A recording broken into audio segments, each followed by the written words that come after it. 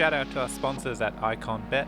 Open source, decentralized gaming, no deposits, play straight from your wallet. IconBet, made by the players, for the players. Eye on Icon is proudly supported by Icon Nation and the Icon community.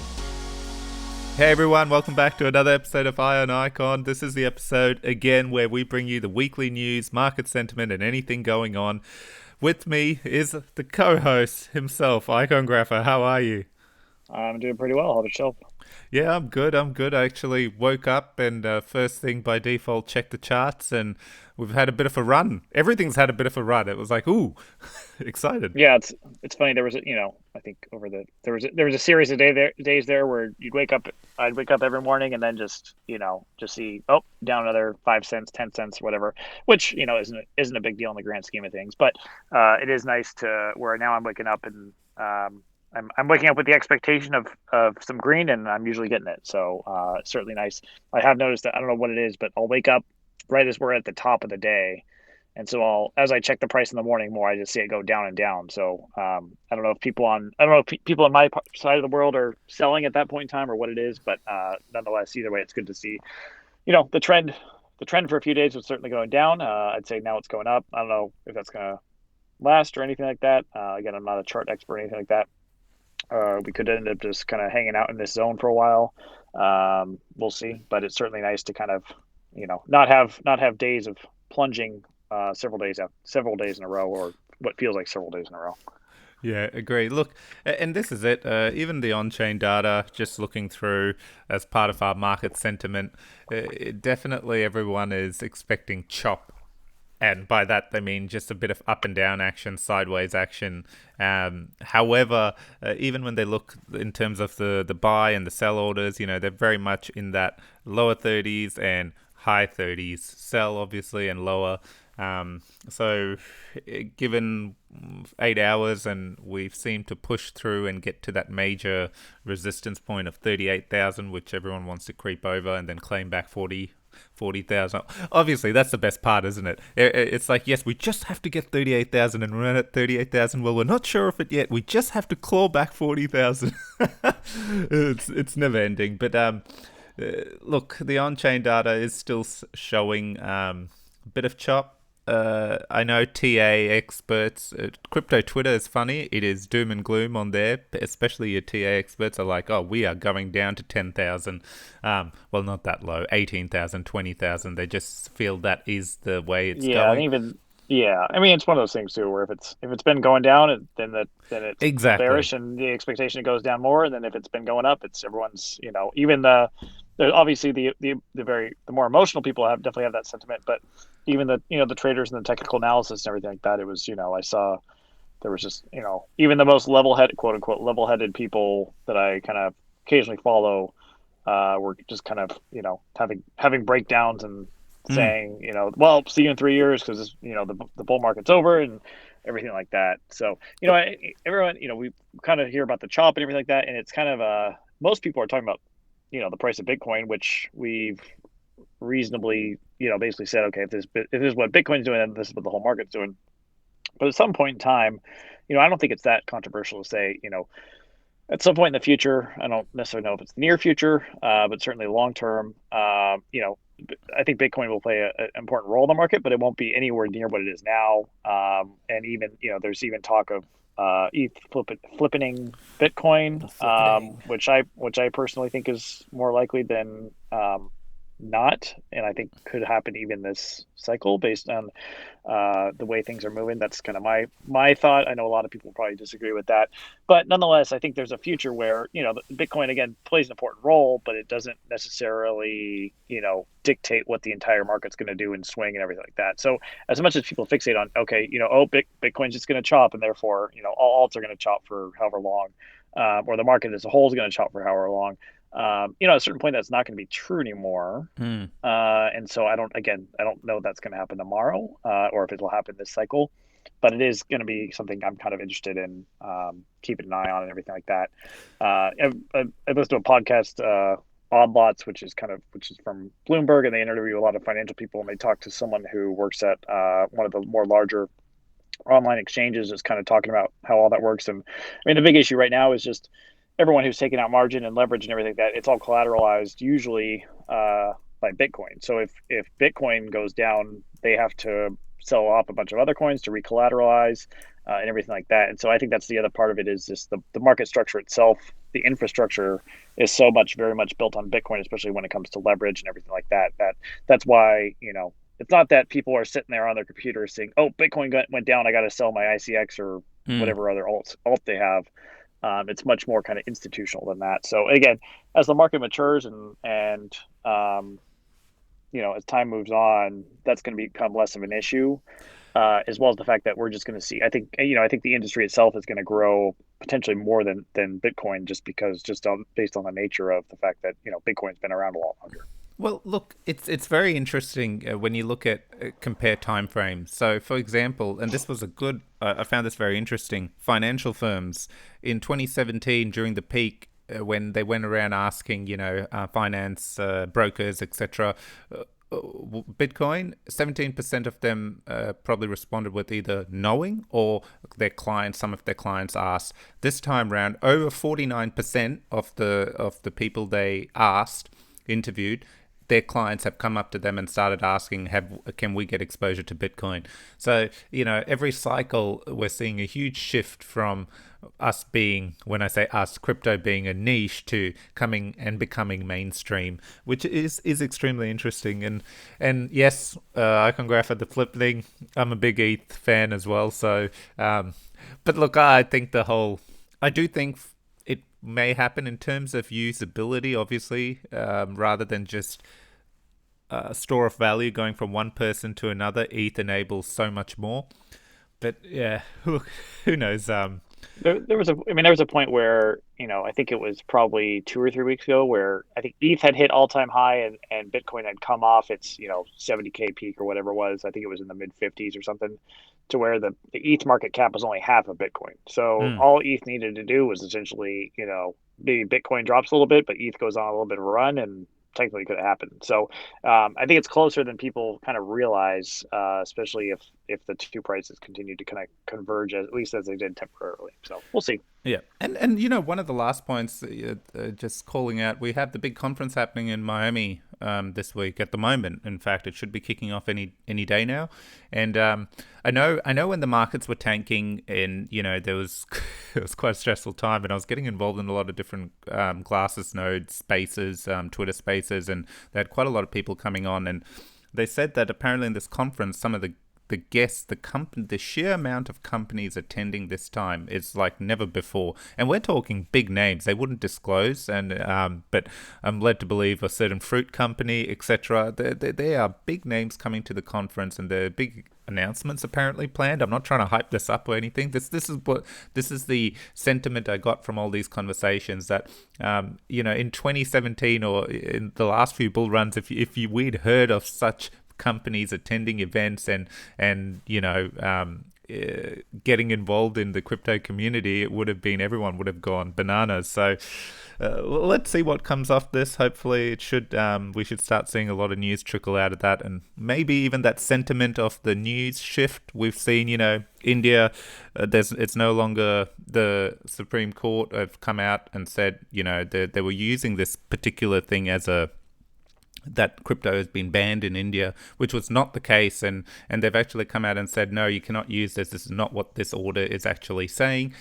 So we've seen that sentiment shift in terms of narrative has really shifted over there, and we're seeing a lot of positive news again flow rather than negative news. So anyway, I think what we're trying to say is we don't know, but these are the things we've observed in the market, and it's good to have a few green days and make us smile. Let's just hope we're not in that disbelief phase where that I love how everyone shares that chart. Where are we? And everyone's at completely different ends of that chart from it going early days to the bull run is over. So it'll be interesting to see where we land. But I do know, just even this conference. With the ETH, we've got that EIP 1559 coming into play in July, like literally a month away. And these are huge changes for the protocol, which will essentially be burning ETH. ETH will no longer be there'll be no more ETH just adding to the overall tally.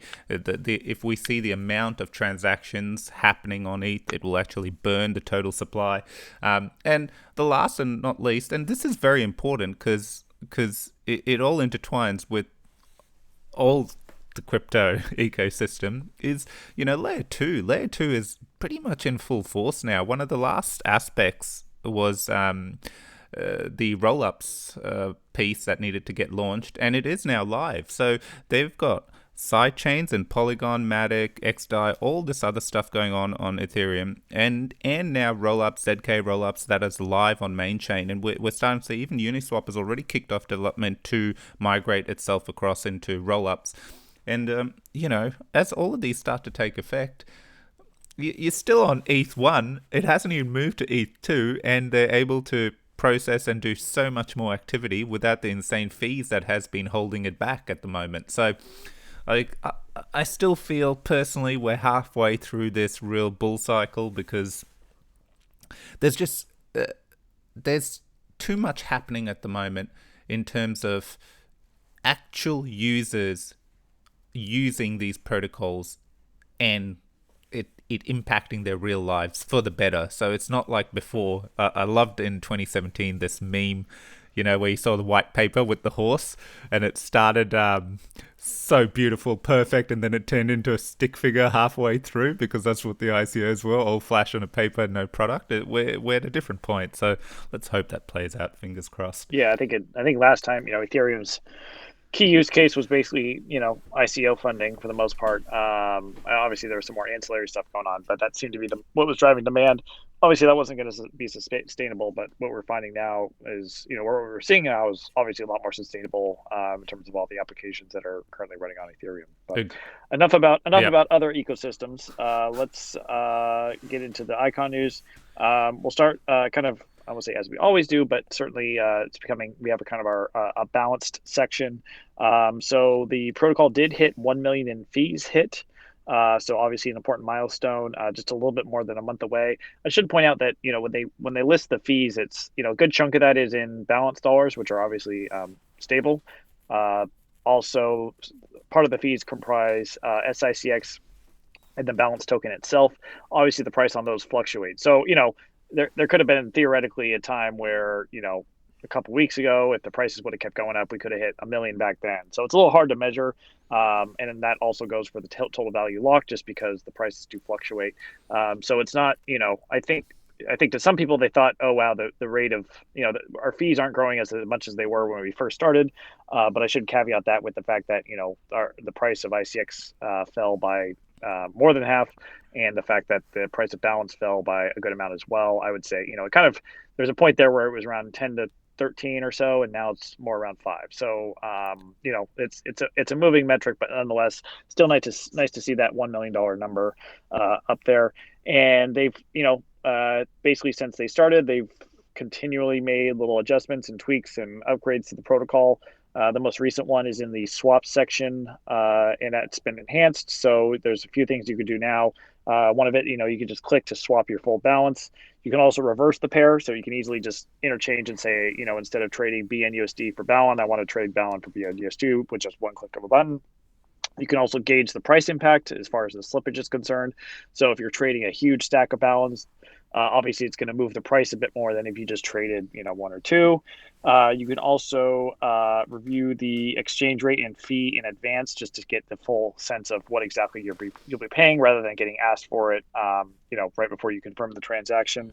And then also you can save the slippage tolerance value. So as of, before this was implemented, you would set your tolerance of what you would tolerate for slippage at 2.5% or 1% or whatever it is, to where if slippage was higher than that, it wouldn't go through.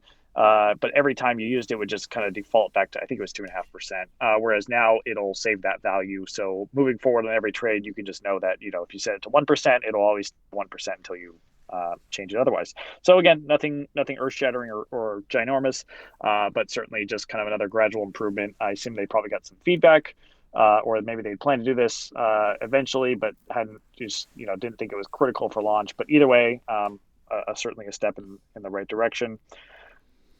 Anything to add on that, Beth? Well, I never thought of the fees aspect and the value. That's a real good call out. One other thing that I looked at and I thought this would be a good call out. There's a decent sum of SICX in that fee section, and the best part about that is it's staked. So those fees, that portion of ICX is still earning its 11%, staking rewards as well. So I see a lot of people going, when are fees getting distributed? When are fees getting distributed?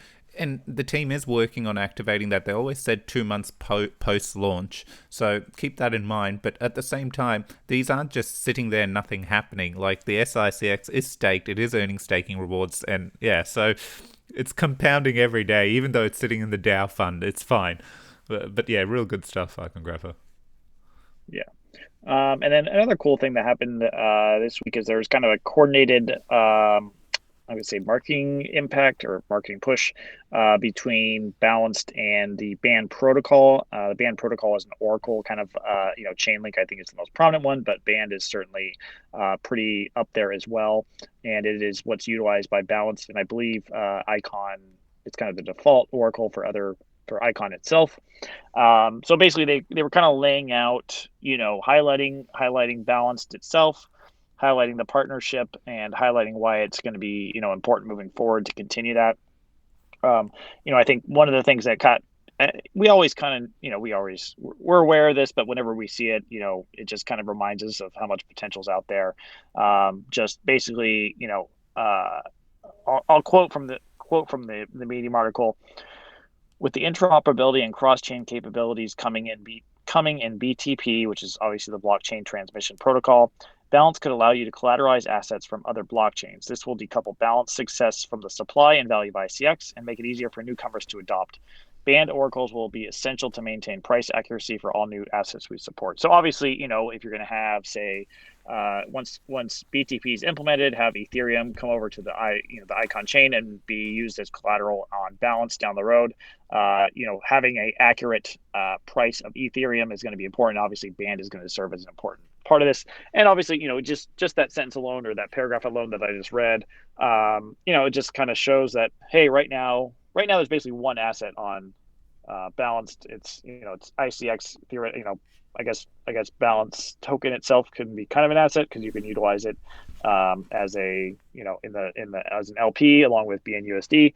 But in terms of what you can use for collateral, it's just ICX and SICX, I guess, technically as well. But so the platform's been successful, I think, by most ways people would have estimated success just with that one kind of asset pair. So if you start tossing more in there, you start tossing Ethereum and tossing tokens from other chains, you can start to see a lot more people from those other chains hopping over to Icon, just because whether it's the fees, whether it's the cross chain, whether it's the UI of Balance, whether it's the APY of Balance, there could be a million different reasons why they'd want to do that. All of a sudden, you have so much more activity and potential activity on Balance itself, which obviously helps with fees, helps with the value of the Balance token. I think a lot of it's kind of self-explanatory, and you can kind of see where this is going.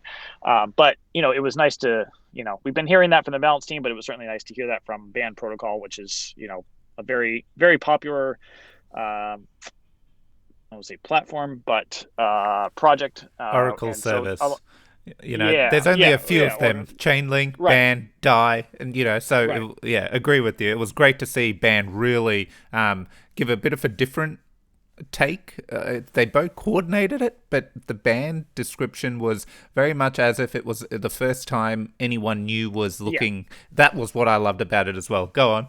Am I right? And they put out a tweet thread too, kind of summarizing it as well. And that was getting, if I recall correctly, hundreds of likes on those. So a lot of good exposure there. And I think the other part they were focused on was talking about how we kind of know that additional synthetic assets that are tied to stocks or potentially other equities and things like that. Eventually, it's the goal to have those on Balanced. in that Clubhouse chat that we posted on our podcast feed a couple weeks ago or a week ago, Scott had mentioned that kind of how they're trying to figure that out now. But that's another way where Band can play a role because they can get price feeds for, say it's Tesla stock or something like that, in order to make sure that the data is reliable, especially if it's being used for collateral and other things like that. So again, just more kind of, it was good to see another voice promoting that out there and giving people a heads up as this is what uh, Balance will eventually be doing. And especially when you factor in the BTP aspects of it, it's hard not to be really, really excited about the future of that platform. Agree. Look, I think one of the other pieces that people comment on at the moment, oh, Balance is very closed off. Yes, at the moment it is. I get it. It's essentially just in that ecosystem. But even forget your centralized exchanges. Like the second BTP and we get these cross-chain assets, if they're used to back and mint, etc., they also, it's not a one-way streak, it's two ways. So all of a sudden we're connected to the other side of the ecosystem as well, and whatever the benefits are over there, we can use. So, but again, this is what Balanced is, right? Balance was never about BNUSD. People sometimes get caught up or just look at what's happening at the moment. Balanced enables so much, and we've always called this out. So it was a great series of tweets. I especially like the balance side of it.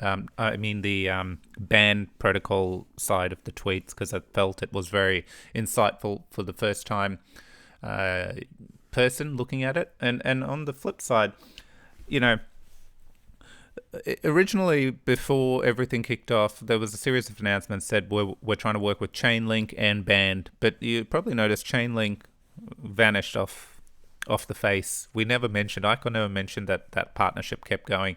Later on, it came to light that essentially we never heard much from Chainlink. So Band were overly accommodating, and this is where that strategic partnership has formed, and we've run with it. And I feel when I look at both, it's kind of benefiting both. It's benefiting Band because they're gaining more adoption, more chains are using their Oracle services, etc. And it's benefiting Icon because it's giving us an entire user base, a new user base, that realizes, oh wait, there's actually, some real nice dApps on Icon that are extremely usable rather than need a, scientist to kind of figure it out. So it's great to see. It was really good. Yep, totally. Then the next one, so now it's not always great news. So in this one, Epicx. So we've had Nblaze on for our first guest, had him on again. Very excited for the launch of their dApps, multiple dApps that are going to be launching their games. Now it has been delayed a little bit, and it is due to the score review. Now, if you remember, even in the last podcast with Geo and Polo, there's a process in Icon 1 where essentially when the contracts are done, everything's done, they need to get sent to, before it used to be the foundation, but now PREP Sapien 3, they've taken it over. They need to get reviewed before it gets published, etc. So and you know what? This is what I love about Nblaze. Like, he's very much always, even through our interviews, always said every part of this process he's learning, because he was never a dev or anything. He's just had this idea, taught himself, assembled a team, got help from Scott and various teams across to help him deliver his dream. And on every part of the way he's faced hurdles, and he has, that's fine. And this was his last hurdle he's faced, where he didn't realize the process and the length of the process, how long this could take to get done. But he was very upfront about it. Straight away, he encountered it, published it to the whole community. Yeah, it sucks, but this is what's really happening. And as soon as it's ready, we'll be ready to launch. So, look, it's fine. And you know what? The community's been great. It's very interesting, isn't it? As soon as stuff is transpiring, if you're very open and transparent with the community, majority of them react in a very positive way. They're like, yep, okay, this makes sense, appreciate it. Yeah, it sucks we're late again. Oh, well, but at least we know what's going on. So kudos, looking forward to it. Should be soon. Let's not get caught up, but in a few weeks, this will be out. Everything will be as per normal. But on the flip side, that hasn't stopped him from his appearances. So I know he did an AMA with Icon Penis, and on the actual Telegram group for Icon, the whole ecosystem. So it's got quite a lot of people on there. And be sure, I know they've published an article as well, so we'll try to hunt that down and put it in the show notes. But definitely, if you want more insights, check that out. Yeah, I think, this is something that every team goes through. I think even Balanced, when they first launched, they had a couple of issues with their code. So they would say, it's fixed, but we got to wait a few hours for for it to get reviewed, to get for the score to actually become live. Obviously, in that case, it was probably just a small little adjustment that didn't take long at all.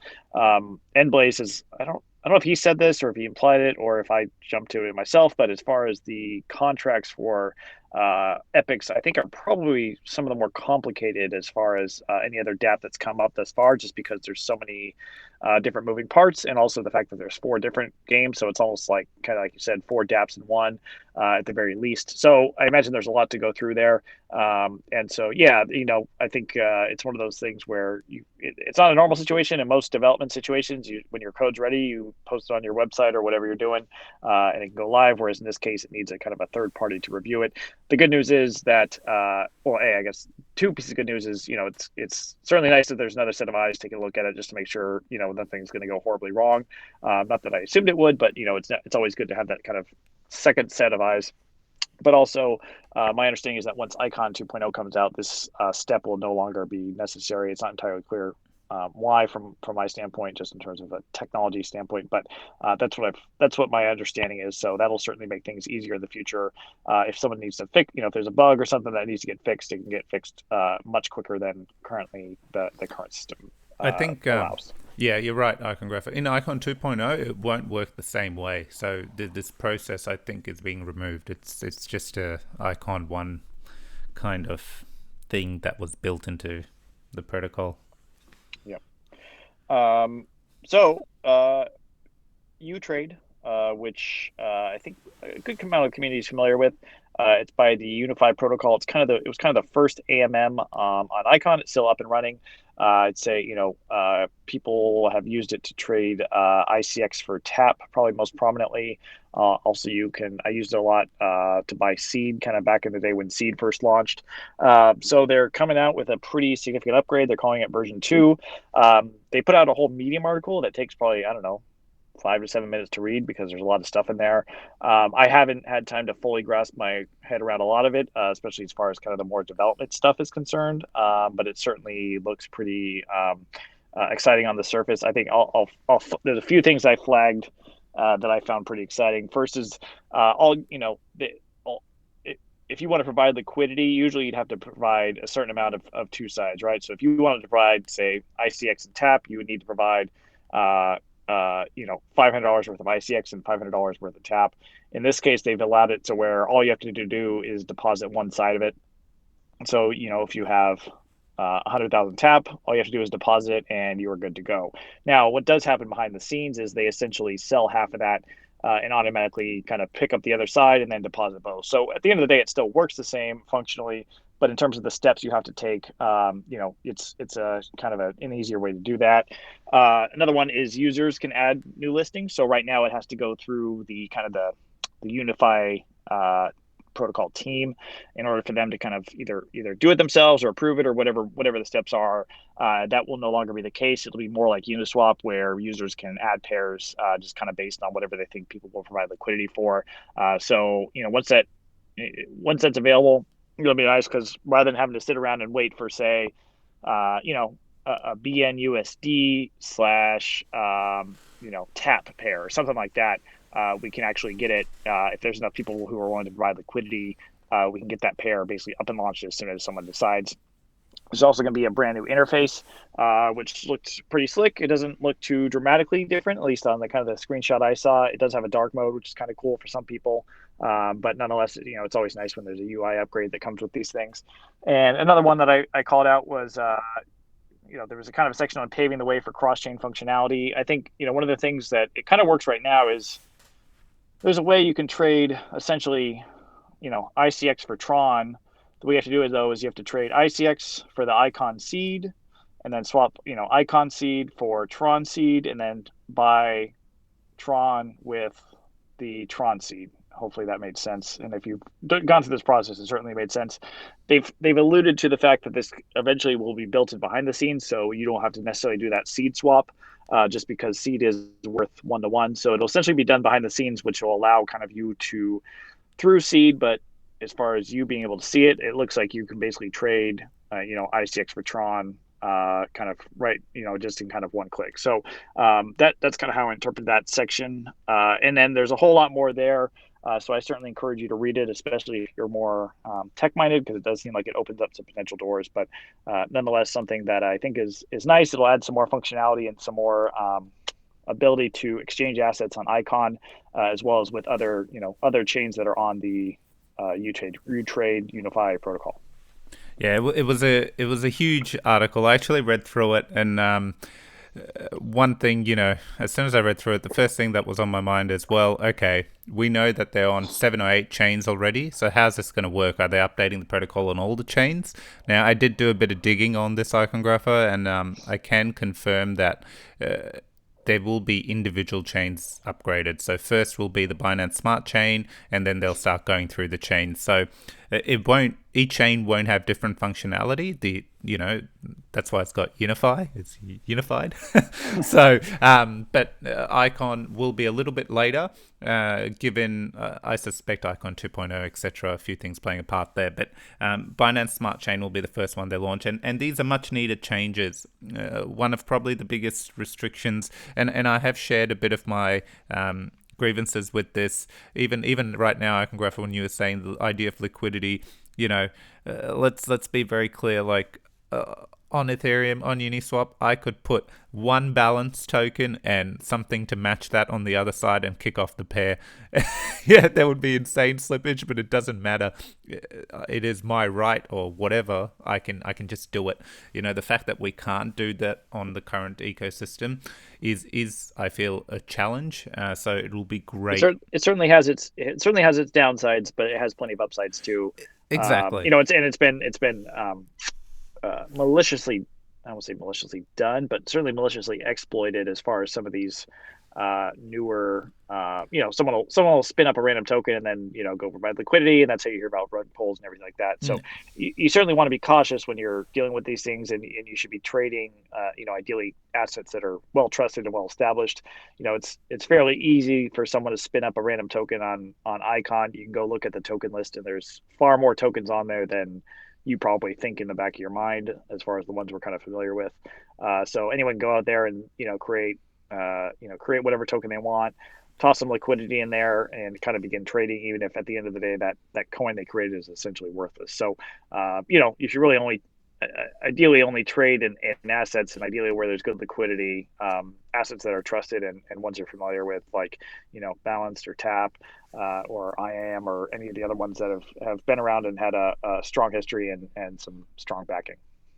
Totally. Anyway, you shouldn't be going after tokens you've never heard of just because they're on an AMM. Yeah. That is the quickest way to lose all your money. Right. Yeah, no, good. Okay. What else do we have, Iconographer? So almost, I think probably an hour or two right before we were about to record this, Icon put out its development update for May, which we were expecting, just because they do that at the beginning of every month. So I think there were kind of 3 key takeaways from it. These aren't usually super long. They're pretty quick and just kind of, hey, here's what's going on. So, I always get excited reading them, but by the time I'm, most excited, that's when it usually ends. So that's certainly a bummer. But they did mention, they mentioned the Icon 2.0 data migration, which we're already kind of aware of, and said that they're still on track to get it out within the coming months. I don't know if that necessarily means 2 months or 4 months or what. Certainly, we're hoping it's as soon as possible, but at the same time, we want to make sure it gets done right and everything like that. I think there's a lot of people getting impatient about 2.0, just because, again, I think I've mentioned this before, but there's a kind of a belief that, with 2.0, all of a sudden, as soon as it launches, everyone's going to get really excited and the price is going to go up and everything like that. Where it's not quite like that. It's almost like a very much behind the scenes kind of thing. Having talked to developers, they're excited about it, just in terms of some of the random, I'll say random, but some of the more nuanced functionalities it creates, the way it makes their lives easier. So it's certainly an important milestone to complete. But I'm not sitting there, hinging all my hopes and dreams on this getting launched this month or next month or whatever it might be. But it does seem like the team's optimistic that things are moving in the right direction. They've also mentioned that they've added several new hires in recent weeks, which again I think Min has alluded to. I think Scott as well put out a tweet about that. And they're also engaging with more third-party development teams on core components for the ecosystem, and they're looking for more to partner with as well to further expand kind of the developer ecosystem, which is important just from a sense of whether it's getting more dApps built or enhancing current dApps or just whatever else. We just at the end of the day we need more builders, and also they had announced. Probably 2 months ago now, I think, something like that. That one of the chains they'd be connecting with via BTP would be Polkadot via some of the pair chains. We hadn't really heard a whole lot of updates or any update since then. We all kind of assumed it was moving in the right direction, but they did mention that there are about, as far as those contracts are concerned, they're more than 70% completed. So I don't know if the contracts they're referencing are kind of the end all be all. I don't think it necessarily is, but nonetheless, things are moving in the right direction, and they will be continuing implementation of those contracts. And the other key takeaway is that they again we kind of already knew this, but they alluded to the fact that there would be more chains that they'll be connecting with that'll be announced relatively soon. So I'm certainly excited to see more of those and kind of keep the momentum going and know what else is going to be out there. Obviously, Scott a little while back mentioned the ambitious goal of trying to be the most interconnected chain by the end of the year. So to keep pace with that, we'll certainly need to hear some more announcements, and I expect that will happen fairly soon. Yeah, look, great coverage, and Icongrapher, to give a bit of perspective as well. You made a comment around they're actively trying to the devs engaging and trying to do stuff around the ecosystem. So I'll give a real example of that coming to light over here. As you know, in the background, you and me have been talking about kicking off a devs corner for IF Icon, Ion Icon, not off Icon. But the goal of the devs corner that we were thinking about doing is not for our mainstream audience. It was around the dev community that currently exists. If we could get them to start talking through different topics, maybe environment setup, whatever it may be, they screen share and create this kind of to encourage either new devs that are joining the ecosystem or glancing into Icon, how they can get started. Now, I floated this idea into the dev community, and I will give you the response in Icongraph. I haven't even told you this, but Exclusive. Yeah. Look, exclusive in terms of not only did the devs jump on and love this idea, but two, I actually had DMs come through from Icon devs who work for Icon saying, what can we do to help you bring this initiative to light? You have our full support. And this is not just one message, many messages and checking in on me. And even when I started asking questions about Icon 2.0, they went and came back to me with info and gave me a bit more insights, etc. So I thought the fact that you called this out, I wanted to make this call out as well, because people don't see that. People think, oh, you're just not hearing anything. That's just not the case, Very much when we're starting to see community members and stuff take a bit of initiative, you get a lot of people get in touch with you in the right places to help you and make sure that you have the support you need. And this is what I found with this experience. So not just from Icon, I've had devs who've just started, who've been fans of Icongrapher, and they've reached out and said, how can we get started? And I've thrown them into the dev chat. They've actually reached out and said, I have gone back to them and asked them, what would you like to see from this? And they've said, oh, we would like, and given me a whole list of topics. I'm like, this is brilliant. So, it's great to have Icon supporting it in the background. And if they even went as far as to say, if you don't have people to lead that, screen share recording conversation, let us know. We'll try to find someone to help with that as well. So great. Loving that kind of enthusiasm coming straight from the foundation themselves as well. So yeah, and this intertwines. I mean, I haven't really even talked about this dev update, but even though they're busy with Icon 2.0, when they're seeing initiatives, they're getting in touch to see if they can give a lending hand in any way to help it move. And yeah, I'm very excited. I'm glad I didn't know this dev update had come out. I've just woken up and started recording this news section, and it was great to see how the contracts and stuff are being built out on the chains we're meant to be connected to. So we're getting close. Exciting times. Then we have so the next bit of news, IconFi. So we just saw a tweet from them saying that they're going to be closing off the pre-registered IconFi 20% APY.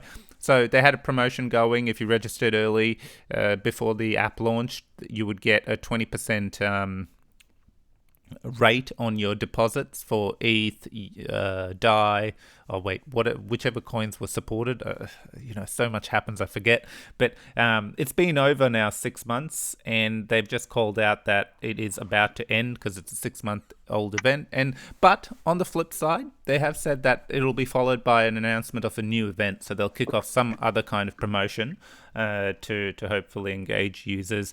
Now, I must say, I qualified for that and never used it. I'm very annoyed at myself.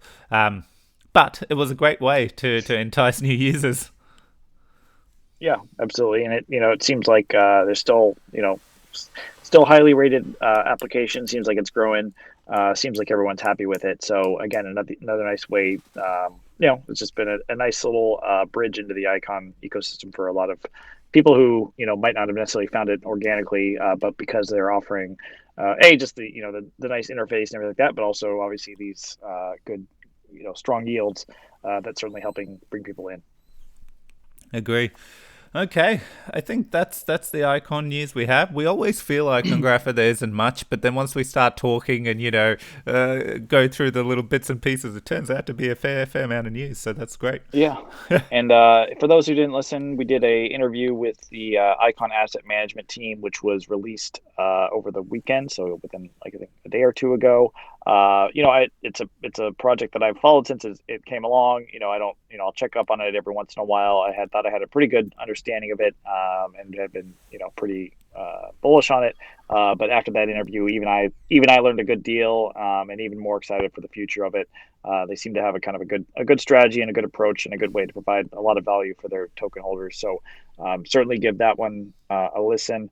And also kind of as a preview, we'll be releasing a interview with the team from OMM I believe this coming weekend. So you'll certainly want to give that one a listen and keep an eye out for that one, because I know there's a lot of anticipation building around OMM. I guess OM is the correct way to say it. So you'll certainly keep an eye out for that and give it a listen. Yes, look, I'm very excited about that. And, one of the reasons, and I will call it out, is we delayed the interview together. It was a decision because we wanted to get the community wanted to know about Bridge and how USDB and all that would work. And that's the information we wanted to get out of the interview. So we actually got Dakey coming on soon, and we're going to get all the details around that. So very excited then to get that to everyone. And as usual, if you like our content, please like, subscribe, share it. And to IconGrapher's point, the IM interview, even I learned a lot, and there was so many insights just around even building on Icon. There were so many different things they touched on. Really encourage, if you haven't listened to it, give it a listen, because it is all about supporting the Icon ecosystem, and they're doing some good work there. IconGrapher, what we did not cover, and it's just dawned on me as in the closing minutes, we have not touched on Brian's tweets around the Rhizome DAO and all the news on our own front. We've just forgotten all about Rhizome and delivered all the rest of the Icon news. But look, I think we'll do a bit of a segment and we'll deep dive. We'll get Brian on the show and kind of get him to share the vision of the Rhizome DAO and what he's envisioning and how it will help all Iconists. Yeah, we have. I think we almost have too much going on in all the good senses. So where it's hard enough to keep track of Icon stuff, but it's almost equally as hard to keep track of all the Rhizome stuff. So certainly a good problem to have. Yeah, definitely. Great. Okay, everyone. Tune in next time, and definitely if you've missed the couple of interviews, Parrot 9, IAM, jump on, listen. They are great, and this is not just us promoting our own show. They're actually insightful, and you learn a lot about their their nature, their work, and the Icon ecosystem. So definitely give it a listen. Thanks everyone for tuning in. Take care.